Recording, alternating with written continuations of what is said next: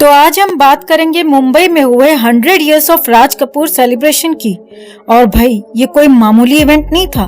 पूरा कपूर खानदान ऐसे सजा धजा था जैसे किसी ने उन्हें बॉलीवुड की फर्स्ट फैमिली का खिताब दे दिया हो।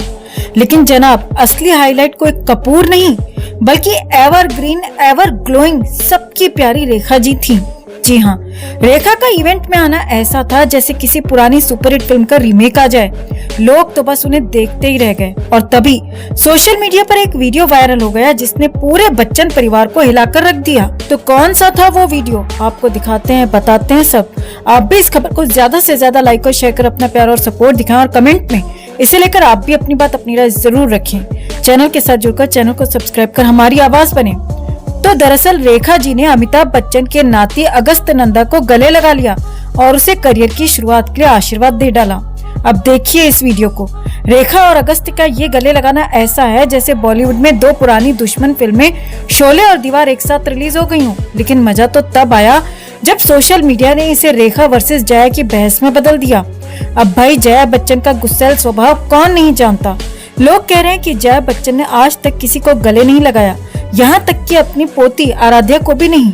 और रेखा, अरे भाई, वो तो हर किसी को गले लगाकर ऐसा महसूस कराती हैं जैसे वो सबकी अपनी हो। सोशल मीडिया पर मीम्स की बाढ़ आ गई है।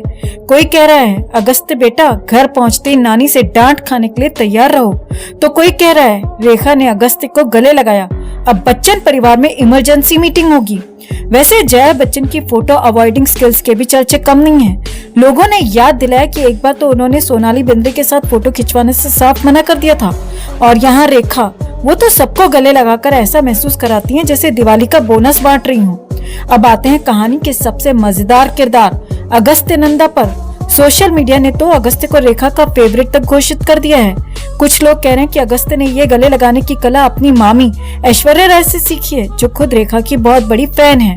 सोशल मीडिया के एक यूजर ने लिखा, रेखा जी जहां प्यार का प्रतीक हैं, वहीं जया बच्चन गुस्से का फाउंटेन है। किसी और ने कहा, रेखा हर जनरेशन को आशीर्वाद देती हैं और जया वो तो बस अपना एटीट्यूड दिखाती हैं। अरे भाई, अमिताभ जी की तो इस पूरे मामले पर चुप्पी ऐसी है जैसे किसी ने उनसे कहा हो आपका इस मामले से कोई लेना देना नहीं है। लेकिन बच्चन परिवार में इस वीडियो के बाद घर का माहौल गर्म हो गया होगा, ये तो तय है। अब बात करें रेखा जी की, तो भाई वो जहाँ जाती हैं वहाँ महफिल लूट लेती हैं। उनकी मुस्कान, उनकी बातें और उनका हर किसी को गले लगाने का अंदाज, सब कुछ इतना परफेक्ट है कि लोग उन्हें बॉलीवुड की ऑल टाइम फेवरेट कहने लगे हैं। तो दोस्तों, आप कमेंट में जरूर बताएं कि क्या आपको लगता है कि रेखा ने वाकई अगस्त को गले लगाकर कोई गलती की, या फिर ये सब सिर्फ सोशल मीडिया का ओवर रिएक्शन है। और जया बच्चन की छवि क्या कभी बदल पाएगी? हमें कमेंट में जरूर बताएं और वीडियो को ज्यादा से ज्यादा लाइक और शेयर कर अपना प्यार और सपोर्ट भी जरूर दिखाएं।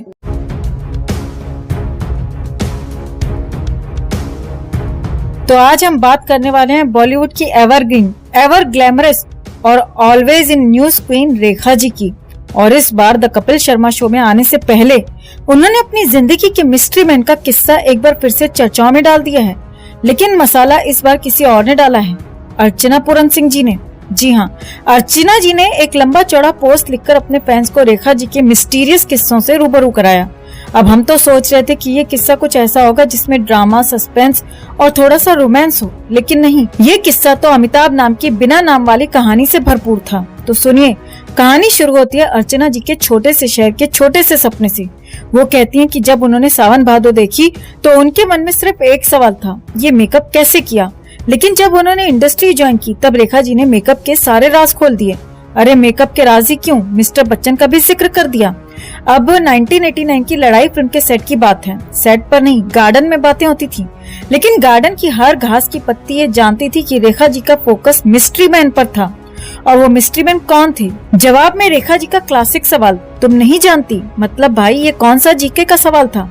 अरे पूरा देश जानता है कि बात किसकी हो रही है। अब आपको बता दें, ये वही रेखा जी हैं जो अपनी हर बात में, हर गाने में, हर मोमेंट में उनका जिक्र करती हैं।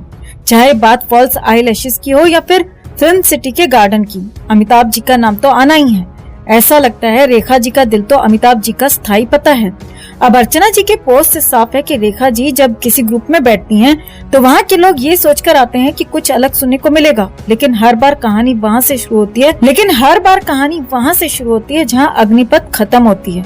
मिस्टर बच्चन, अब सोचिए कपिल के शो में अगर ये किस्सा शुरू हुआ तो कपिल शर्मा खुद कहेंगे मेरा शो है या बच्चन जी का मीटिंग पॉइंट। लेकिन मजेदार बात ये है कि रेखा जी की पर्सनालिटी ऐसी है कि कोई उनसे ये पूछने की हिम्मत नहीं करता कि मैडम आगे बढ़ें।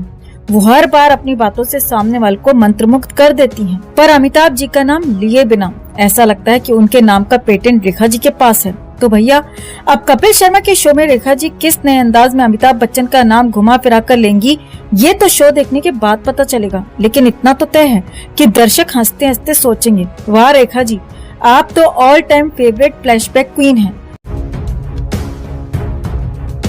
तो सदन में रोज बवाल काट रही जया बच्चन के सामने जब आ गई रेखा तो क्या हुआ उनका हाल। कैसे अकड़ दिखा रही जया की रेखा को देखकर हो गई बोलती बंद।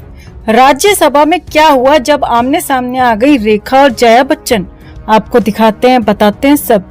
आप भी इस खबर को ज्यादा से ज्यादा लाइक और शेयर कर अपना प्यार और सपोर्ट दिखाएं और कमेंट में इसे लेकर आप भी अपनी बात अपनी राय जरूर रखें। चैनल के साथ जुड़कर चैनल को सब्सक्राइब कर हमारी आवाज बने।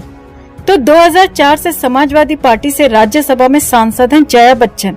वो अक्सर अपने बयानों से सदन में तहलका मचाती रहती हैं। उनकी बहस सभापति से हर एक मुद्दे पर हो ही जाती है।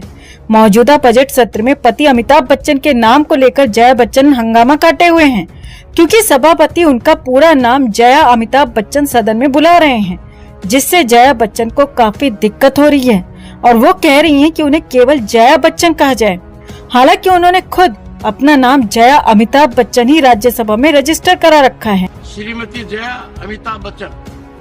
Thank you sir. सर आपको अमिताभ का मतलब पता है? मैं बदल दीजिए, बदला दूंगा। नहीं मैं एक second, I'm very proud of the association for marriage and my husband. I'm just saying. एक सेकंड। माननीय सदस्यगण,